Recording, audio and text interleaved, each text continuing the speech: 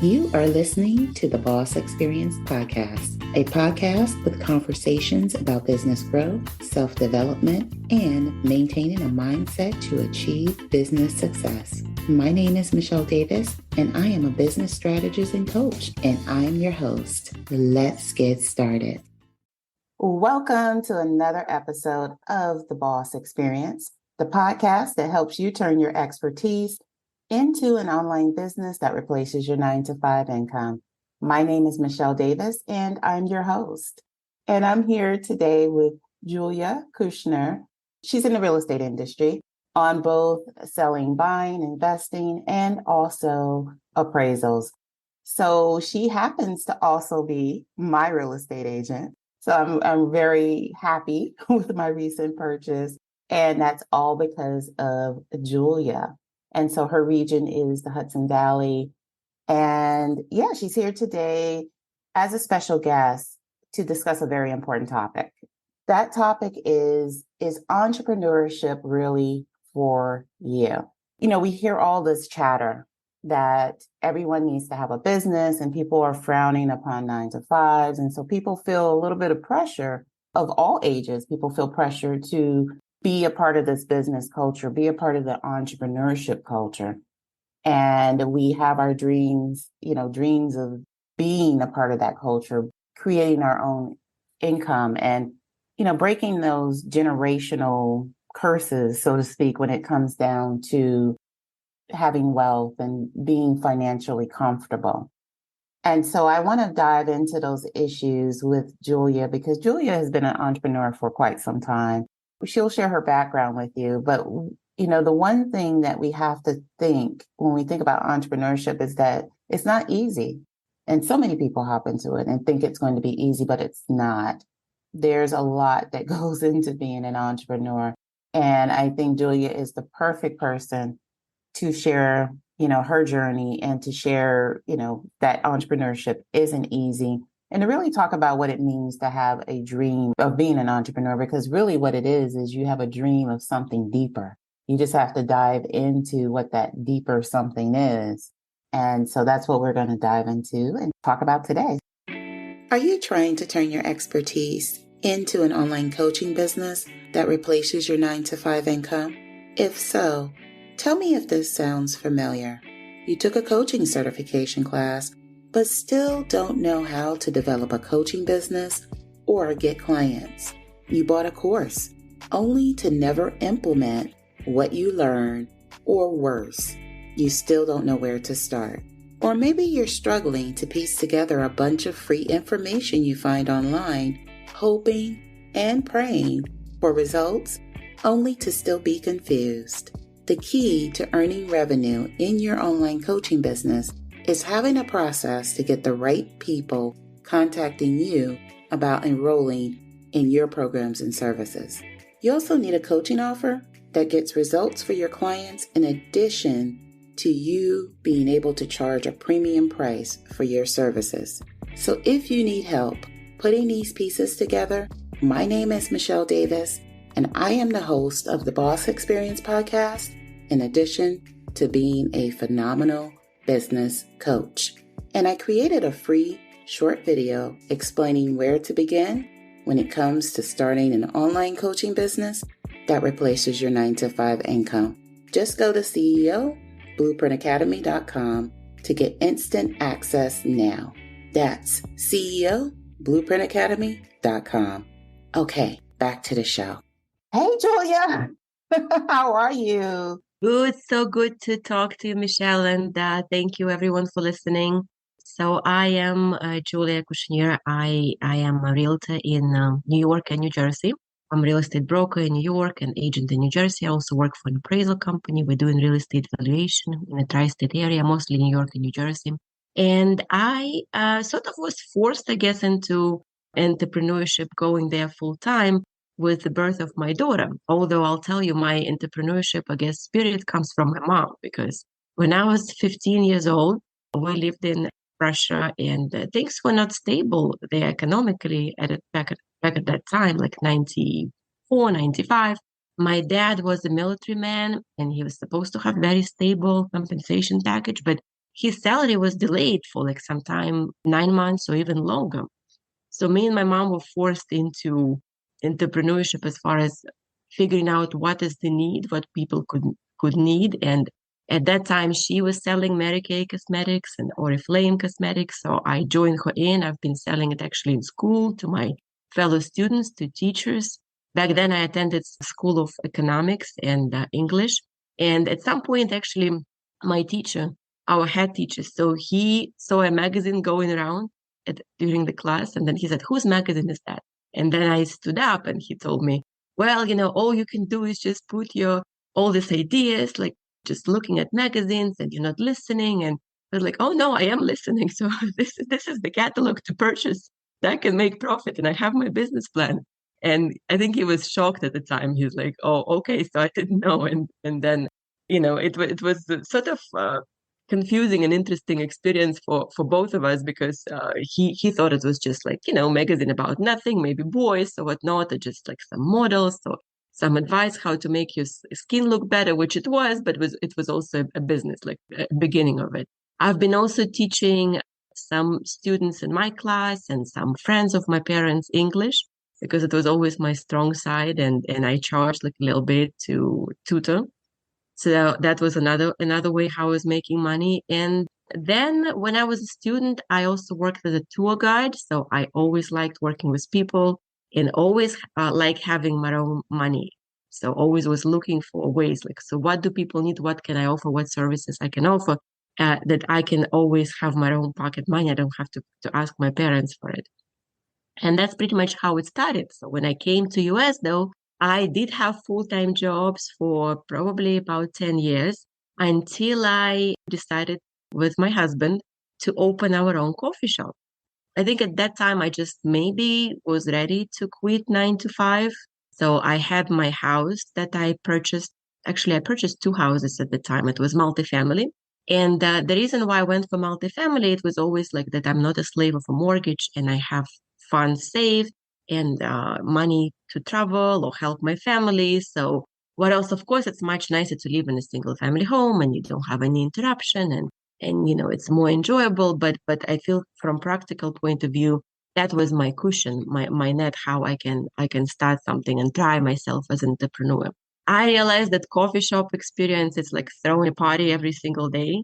And probably after 6 months or so, well, back at that time, I was pregnant and my dad passed away. So it was like too many things came into that, part of growing a business and then dealing with personal issues, family health, death in the family. So we just decided that it's not exactly for us, just because, again, it's just very, very time consuming. And I wanted to have a business with more consultation approach and more flexibility in the schedule. So I don't have to be in the coffee shop, say at 7 a.m. or 8 a.m., or I don't have to worry as much about employee being there on time, watching them in the camera. So like you said, Michelle, so it's definitely not easy, even if you hire somebody else. So because no one will treat your business like you do. So we are motivated. We will show up a lot more business owners than someone who works for us. It's just the way it is. Now, even now, when I have an assistant, technically she's supposed to start at 10 a.m. from 10 to 2, but she will sometimes join at 12 o'clock or later, or she's a student and there will be always some kind of excuse. But I also understand about limitations of people and then budget, and it still works for me, I guess. Her contribution that she brings in my business, that I sort of let it go and let her catch up with hours later. But going back to how I got into real estate, I think that was the time when I gave birth to my daughter, and I just knew that I don't want to go back to 9 to 5 because it will not work. That concept of bringing a 6 months old baby to a daycare to people who I do not know, I wanted to have something more flexible. And that's how I ended up getting my license. Actually, I had my license by then when I became a mom. So I already had a license and I did a couple of transactions and I started growing it full time. I also worked with CPA preparing tax returns. So all of these things I could do remotely while spending time with her. And then sometimes I would bring her an appointment too, like if I had to, if I didn't have anyone to leave her with, I would say, this is my assistant, and people people would smile like 6 months old, but and slowly we grew into that. And of course, understanding how to grow it and how to make sense out of expenses and produce income and how many transactions you need to do per year. Actually, I felt joining Kelly Williams was very helpful in that respect, even though I was already a seasoned realtor, but Kelly Williams has a very good training for new agents to treat this as a business. So having that plan in mind. So yes, so if I want to make, say, $100,000 per year, then how many transactions do I need to do in a year? And then how many sellers and buyers do I need to have at a given time every month, or say every 2 weeks, or how many listing appointments I need to go to, or buyer's appointments in order to make it happen. So definitely it helps to break it down in a step-by-step plan, because initially it can seem overwhelming, but it's definitely doable. And then sky becomes limit because you get to know deals in the area. You come across deals, maybe buying something below market value, and that's the opportunity also to grow and say become a landlord. That's how I became a landlord. And many people will not want to be landlords because it definitely comes with headaches.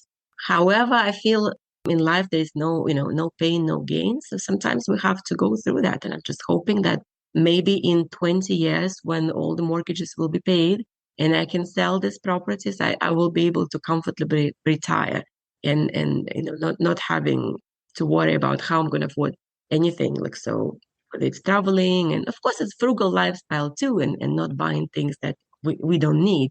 But for me, my big why is actually my family. So it's not necessarily a big house, like $5 million house with a pool, or I don't need to have any of that, but I do need to have a cushion so that I can help my family back home.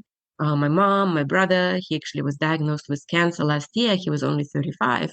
And that was definitely helpful to have this fund saved and be able to help them at that difficult time. And of course, having funds to send my daughter to college or start saving and having that in mind that, all these things. So this probably will be my big why as far as like why I started the business and why I wanted to be self-employed or run a business.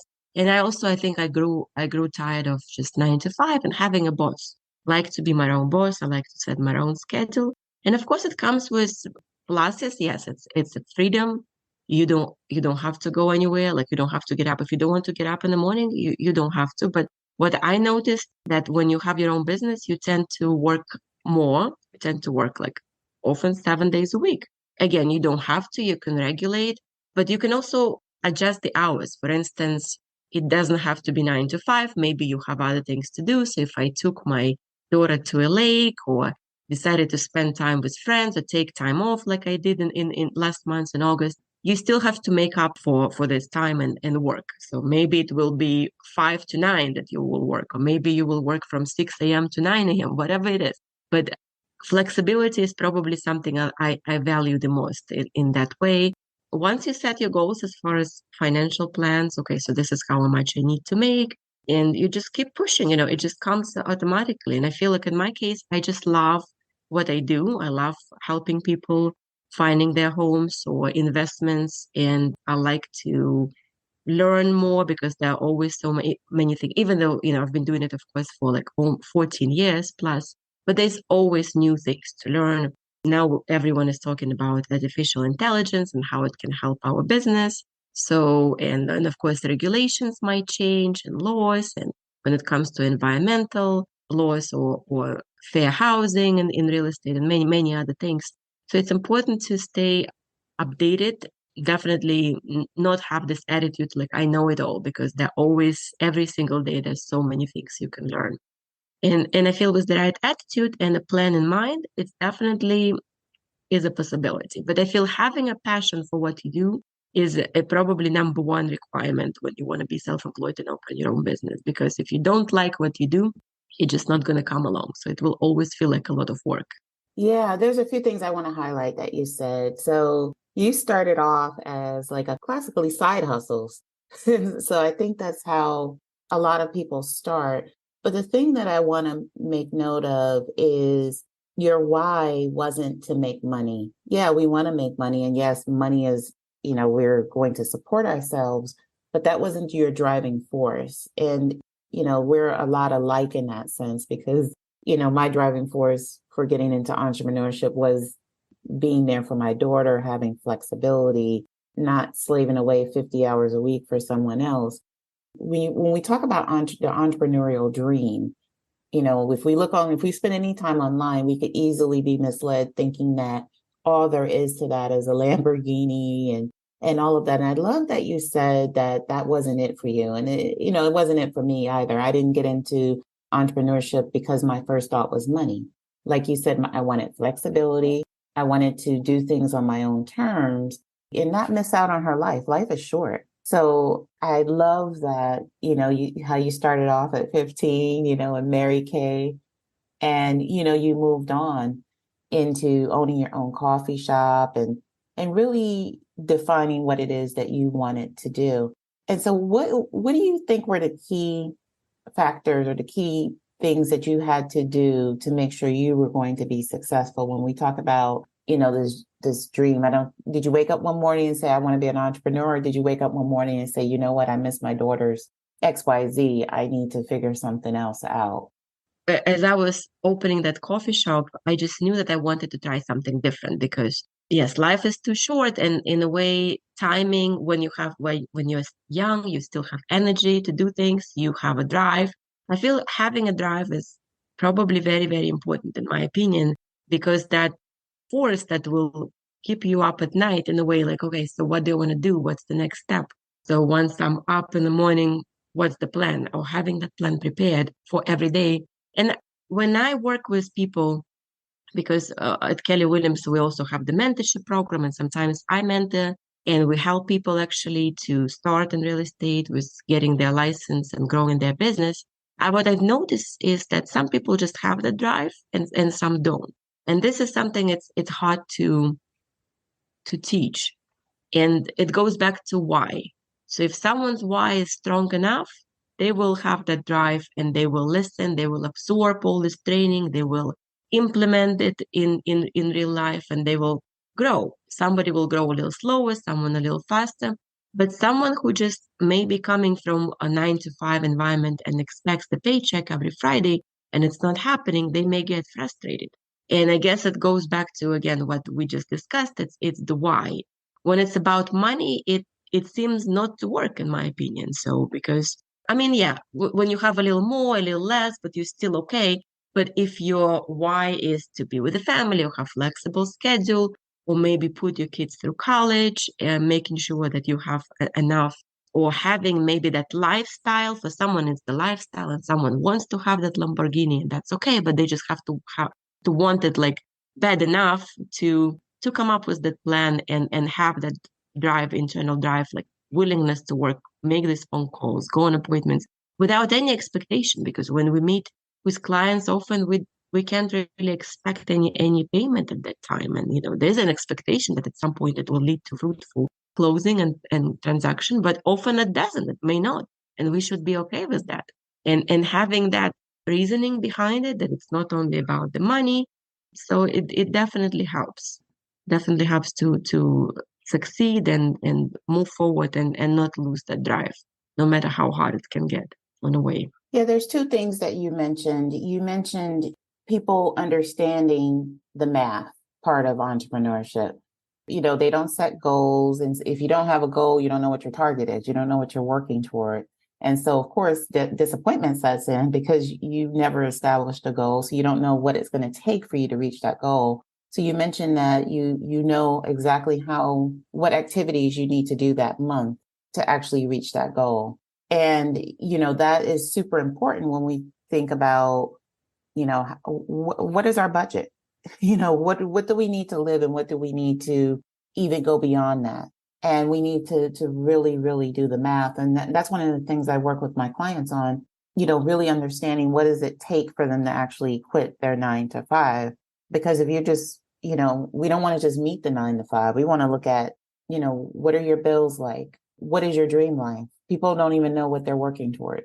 And so it's super important to really have those numbers actually figured out when we're thinking about what we need to actually leave a 9 to 5 or actually have the freedom. And I also love that you said that, like, the whole freedom piece, and you talked about like, your Keller Williams, which is where you're working and that you run your transactions through. I love that, they have a training component because people come in and they don't have that drive, and or maybe they need to tap into that drive. Maybe they know what they want to do, but they don't have the plan. They don't have the plan to get there. So that's super important.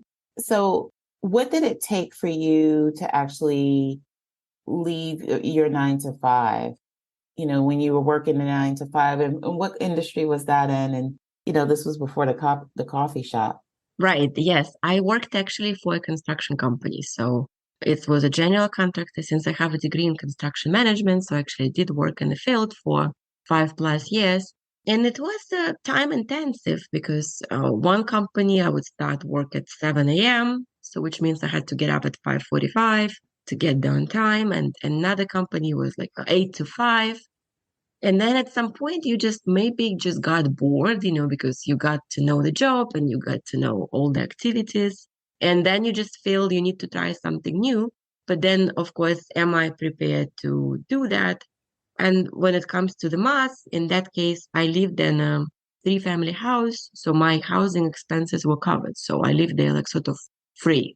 I mean, of course, it was my work, like to make sure everything works. If something breaks, something needs to be fixed in a house that I owned.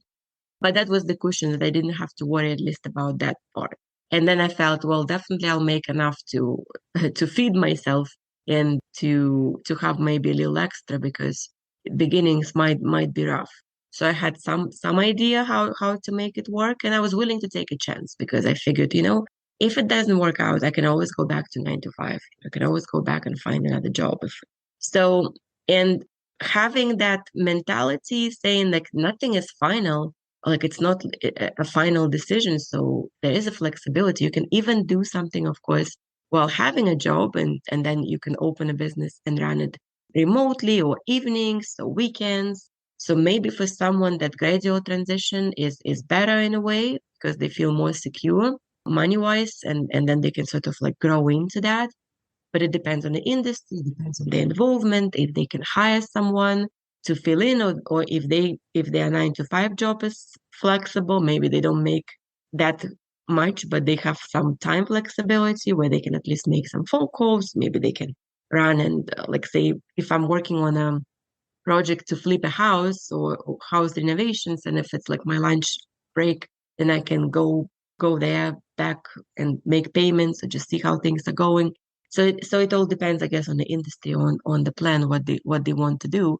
But yes, definitely having that sort of sober understanding how I'm going to make it work and say, okay, so if I'm quitting my job, if I'm not quitting my job, so then this is what I need to do.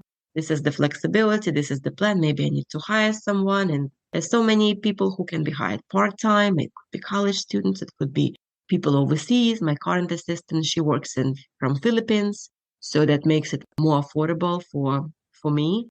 Just having that, maybe mindset, that open mindset, and then be able to course correct. If something goes wrong, then not be upset about it, but be prepared for it, almost plan for it, that it's a given that something might not work out, especially in the beginning when you, first of all, do not know if it's going to be for you, stay full time. And second of all, you are sort of building this and you do not know the process yet. You're learning it. So just having that positive mindset and thinking, you know what, things will be okay. It will all work out at the end.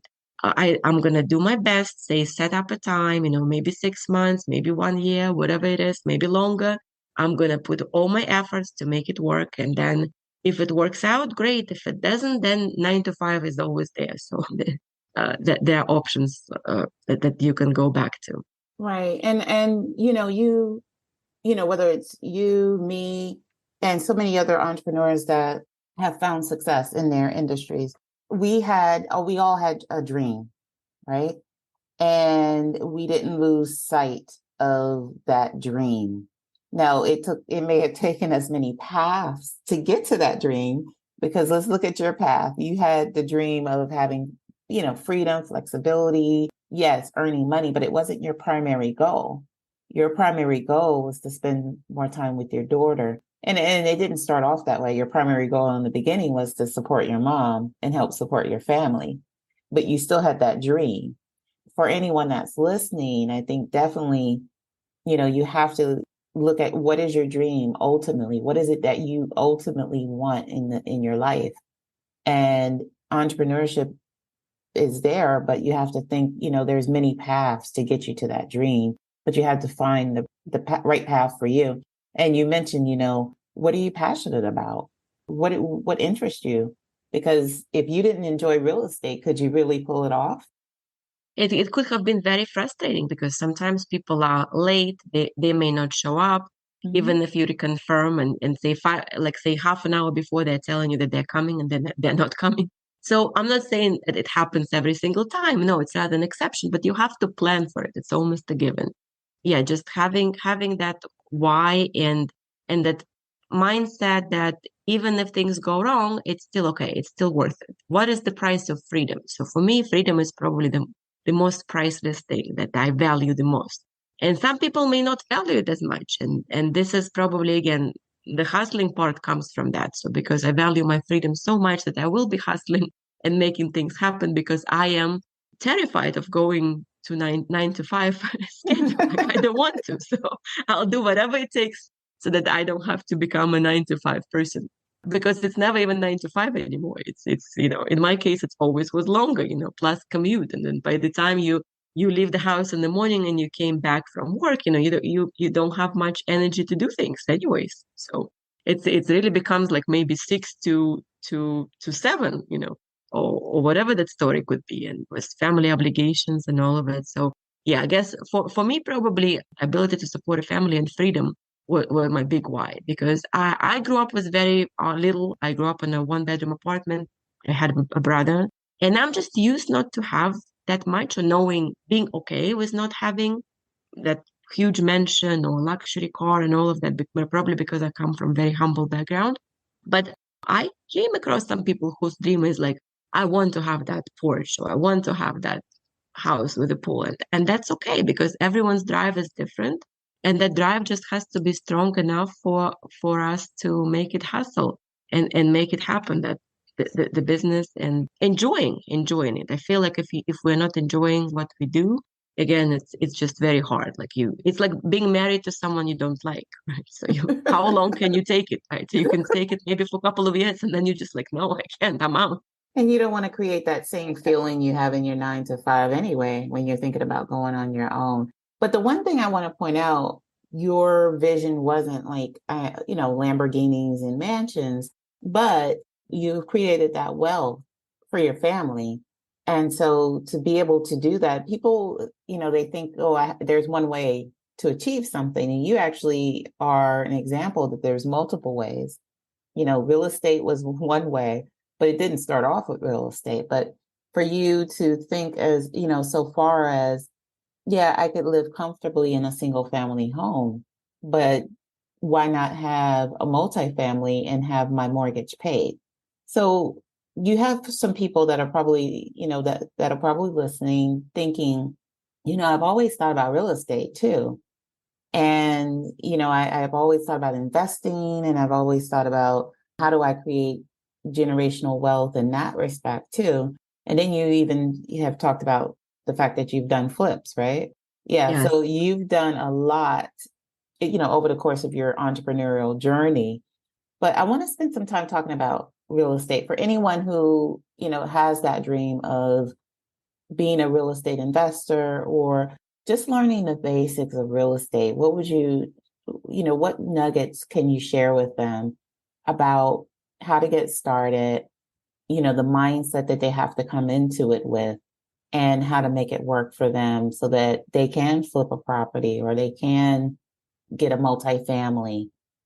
Yes. So these are actually exactly two most common ways. So with flipping is definitely risky because you expect profit in the short term.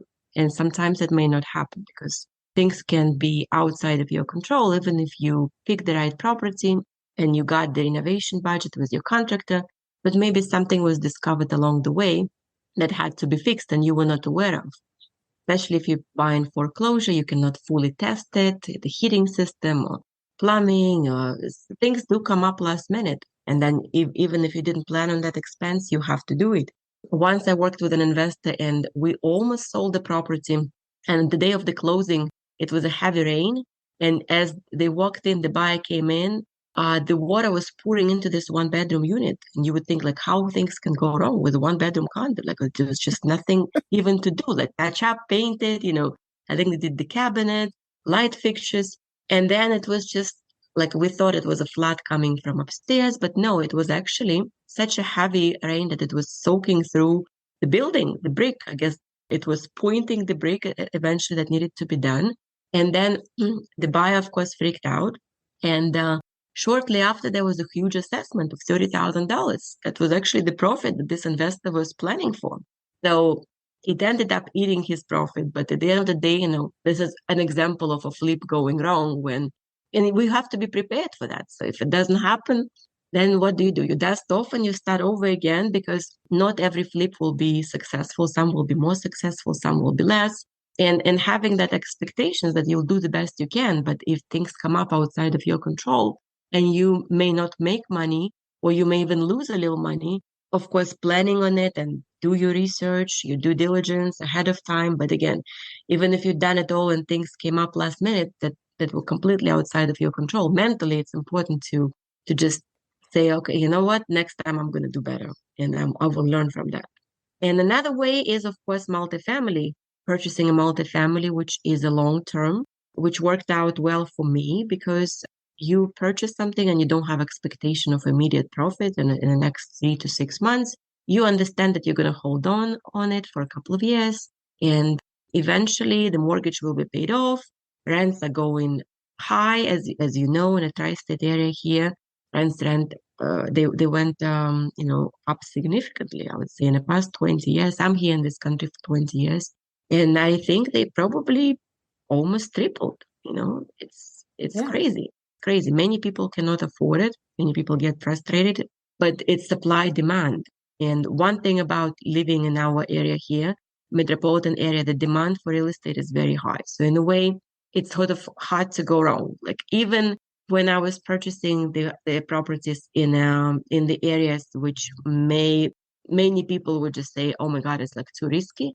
I still knew that if I buy it at the right price, and even if I'm dealing with people who sometimes are a little bit borderline with income and all of that, so it's sort of expected, and this is why I'm buying it lower than if I were to buy it in a more established area.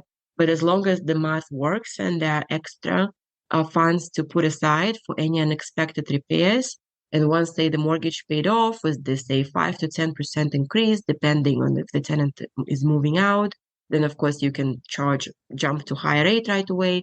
They don't usually like when you do increases all of a sudden, but if you do gradual increase, they sort of expect it. Say if you do 5% increase every year, it's better for them psychologically, and it's better for us as landlords to do it, as opposed to like, oh, well, you've been here for 10 years, now I'm going to raise it by $500. Even though it's reasonable, psychologically, it just doesn't sit well with them and they get very upset. So that would be my probably advices when it comes to raising it, being consistent, keeping up the property.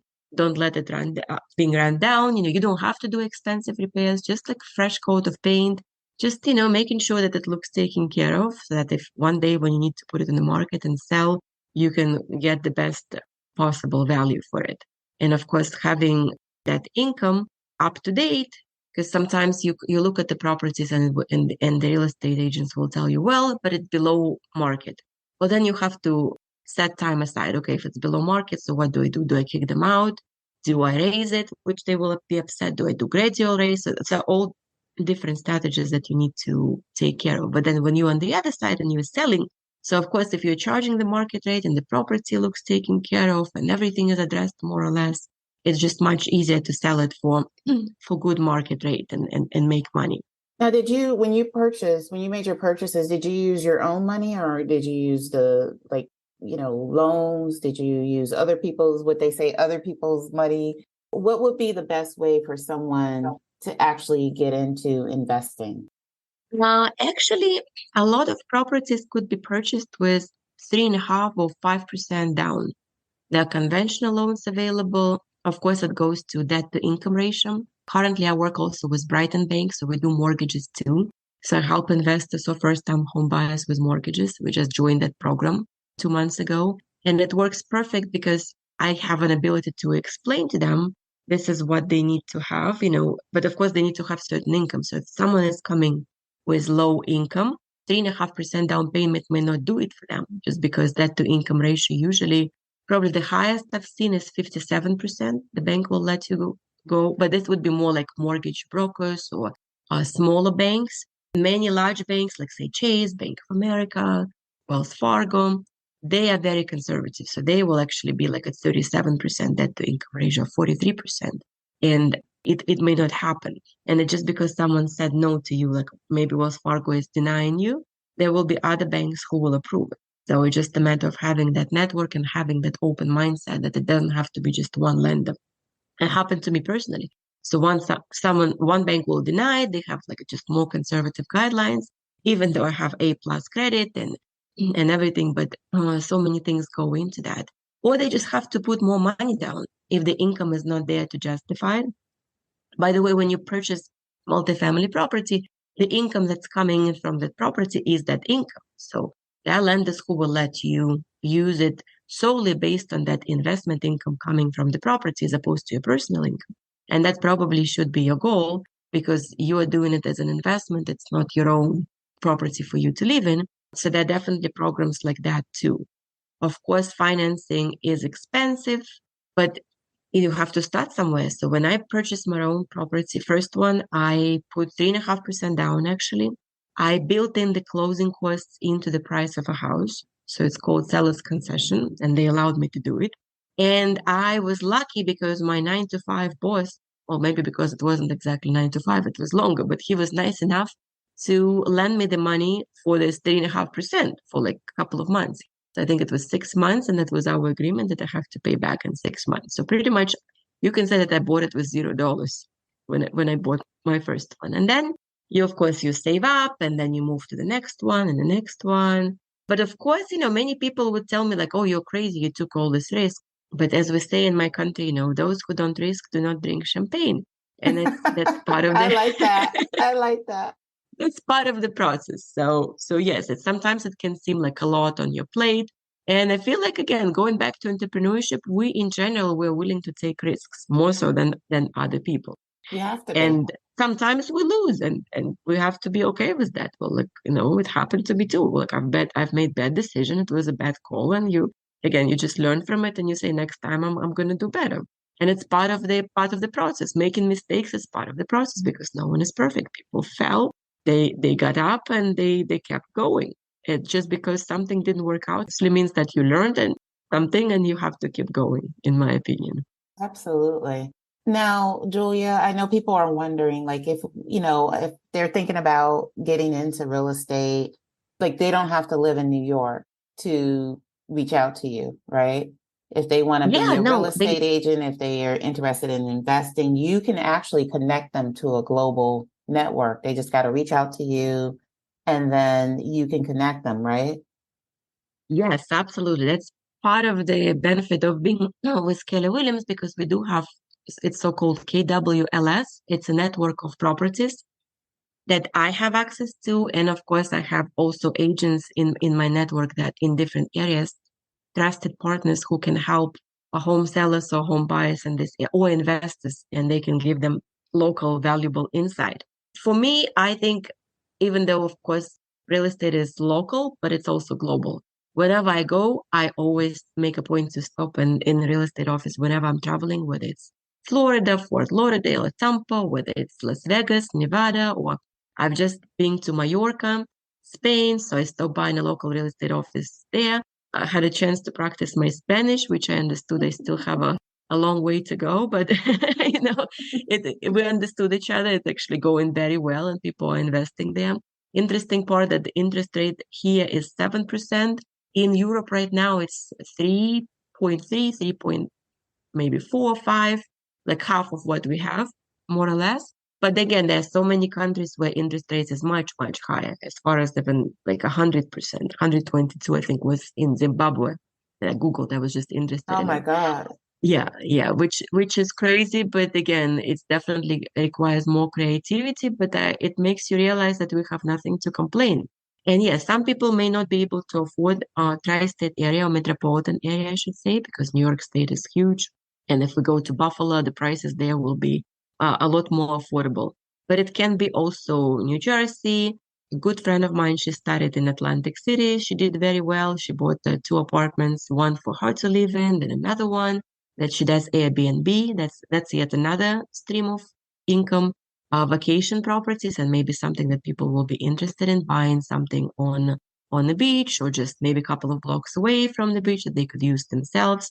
Of course, it's a headache. Sometimes we laugh about reviews, like someone will leave me a review and to her review, and we're like, we need to have a wine Zoom session, and we're like, can you believe it? What they wrote? These people are just so ungrateful. And then we just laugh and we just, drink our wine and we'll move forward because we know that, you can't please all people. And if someone is not happy, we always tell them, look, so you're renting this at 100, maybe $150 a night, but there's Caesars or other hotels here that charge $400 a night, and you will be happier there. So it's all up to, we have to bring this perspective to other people. And staying away from negativity. I feel like in the beginning, when you start a business, a lot of our friends and relatives, they can be skeptical and they may have your best interest in mind, some of them, and they just want to protect you. Some of them might be jealous that you actually dared to leave your job and start a new business. And some wish you a lot of success, some wish you failure, but none of it matters. What matters is like your big why, your drive, and ability to keep going no matter what negative people may tell you, or those who will criticize you. Usually people who criticize those who never accomplish anything themselves, those who never had a business. People who write the most negative reviews online, they never had their own coffee shop or restaurant or anything. And maybe they are frustrated with their marriage or job or midlife crisis. It can be anything. They have nothing to do with you. Just they happen to be interacting with you in your business at that time, and something triggered it, and that created that burst of negativity. We should be sort of okay with that, not like letting them, still putting people in place if they cross the line, but also understanding that not everything that people say is true, whether it's positive or negative. Absolutely. So as we close, I want people to know that you can have the dream and there's more than one way to get there. So that way could be real estate. That way can be brick and mortar, like a coffee shop. It could be online coaching, which is what I help people do, or I help people start coaching businesses. It could be another type of online business, but tap into what your dream really, really is. And the other takeaway from this episode, I think people need to get is start somewhere. Because if you're waiting for this perfect starting point, and I think you heard Julia mention multiple times, like it took several different, business opportunities for her to figure out what was going to work for her. And her why evolved, but she was in tune with what she needed. It wasn't just about, oh, I need to make more money or I need a new car. It was deeper than that. And so you definitely have to go deep when it comes to your why. And you need to surround yourself with the right people, and you need to know your math. Like, what is it going to really, truly take for you to be able to quit your 9 to 5 and do it comfortably and not fall flat on your face? And think about your current circumstances and where you are so that you can, tap into the opportunity that's going to be right for you. And regardless of what opportunity you choose, you have to have determination. You have to, take action. You can't be someone sitting around procrastinating. If you're going to be in the world of entrepreneurship, you have to be an action taker. Otherwise you'll just be sitting in the same place year after year, talking about what you're going to do instead of doing what you want to do. With that being said, I want you to share with people how they can reach out to you, both on social media, the Keller Williams office, maybe. You don't need to share your phone number publicly, but how can they reach out to you if they want to learn more about investing? Maybe they're thinking about, maybe, should I invest in New York? Or, where can you help me invest? Where can they reach out to you? Right. Actually, with realtors, we're people who are the easiest to find. Just when you Google someone, so everything comes up. But yes, I am on LinkedIn under Julia Kushnir. You'll see my picture on the profile. I'm on Facebook, Julia Kushnir Realtor. I'm also on Instagram, although my Instagram is more like, I guess, personal. Probably LinkedIn and Facebook would be best. My email address is J for Julia, S for Sam, and then my last name, KUSHNIR@gmail. JSKushnir@gmail. So you can use any of these venues to reach me, message me, and I'm happy to help you in any way I can. Awesome, awesome. So I just want to thank you, Julia, for spending, this time with my audience and sharing, some very valuable insight about entrepreneurship, about building wealth, through real estate and tons of other nuggets that you shared here today. I really appreciate you and thank you for joining me on the Boss Experience podcast. Tell me one final thing, just one thing you want people to take away from today's episode as we close. Right. Yes. So I feel we've been talking about being prepared and knowing math and numbers. And sometimes, if someone is coming from a background that has nothing to do maybe with budgeting, especially if they are artists, it might be hard. So I feel having a coach by your side, someone who will help you create that business plan is very, very important. And I know, Michelle, you're doing such a fabulous job helping people do so. And because that will just set you for success instead of failure, and that will lead to less unmet expectations. So you cannot maybe be prepared for everything in life, but if you, for the most part, are realistic with your goals, with your plan, with your finances and budgeting, you are a lot less likely to quit your business and go 9 to 5 if you're prepared. So I feel it's very, very important. And of course, real estate is its own area. So where we provide also coaching and mentorship, if someone wants to start there, I can help because Michelle has broader expertise in many other businesses. So mine is more local, but the idea is the same. So just get prepared, figure out what you need, talk to people, talk to entrepreneurs instead of those maybe who are 9 to 5. They may have your best interest in mind again as your friends and family, but talk to people who learn from people who succeed, not from those who failed, or not from those who are negative and they're just trying to talk you out of starting your dream. Because if you never start, you'll never achieve. So the longer you wait, like Michelle said, the less likely you're ever going to start. So because there's never the right time. It's like having kids, when is the right time to have kids? Never, Same thing about business. So you have to start. The sooner, the better. Awesome, awesome. So thank you so much, Julia. And I want to thank everyone for tuning in to this episode of the Boss Experience podcast. I can't wait for you to join me for a future episode. Take care and be well. Thank you for tuning in to the Boss Experience podcast. Don't forget to leave a review for this episode and tune in next time.